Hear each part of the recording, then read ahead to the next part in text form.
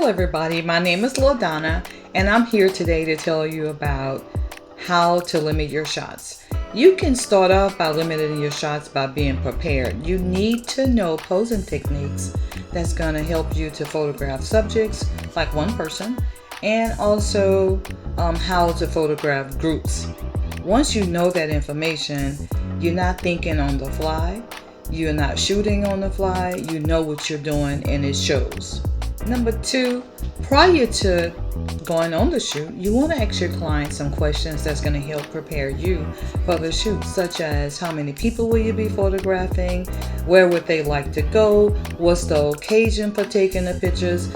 Prime example, you can limit your shots by knowing that I'm going to have two people in the shots. This is an engagement shoot, knowing some history such as a couple met at high school or they met at college. That way you as a photographer can recommend that they go back to the college campus to take pictures.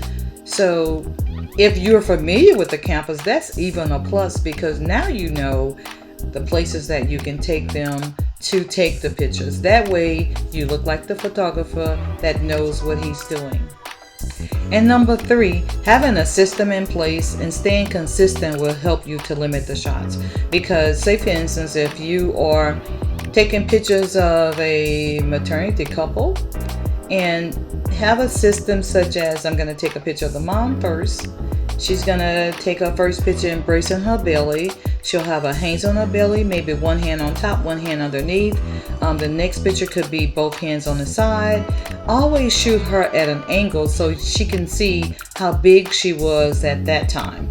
But you know, the system is going to be, I'm going to take a picture of the mom first, and then I'm going to add the dad, and then if there are any siblings, I'm going to add the siblings last. So that is a process in its own. You want to always have a process.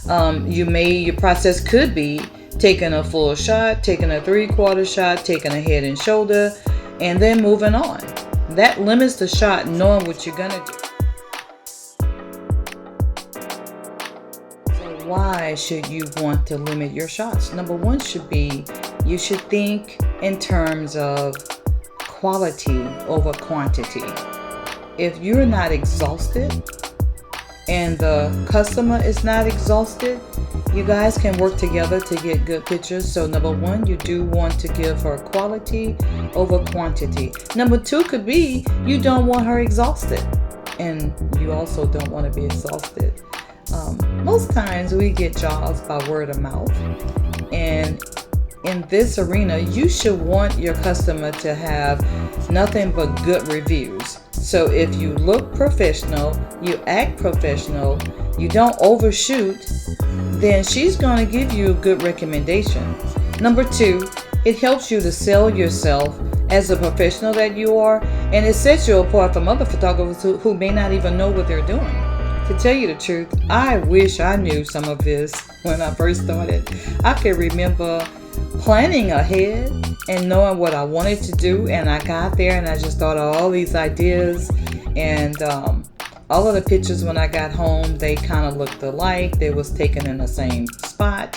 She had on the same clothing, and it was just unnecessary. I mean, that is not necessary. The thing you want to do is plan your shoot, make sure that you know what you're doing, and make sure that you have a plan, make sure that you're consistent, and consistency will help you each and every time. Consistency is the key to success.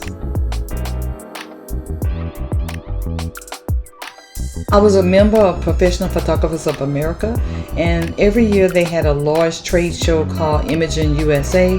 When I went there, I would say, I'm not buying anything, I'm just going for classes, I'm going to see what the next new thing is.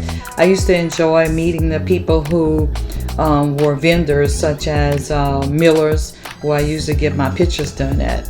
But I would always come away, if I didn't have a lens or some new type of equipment, I brought a book.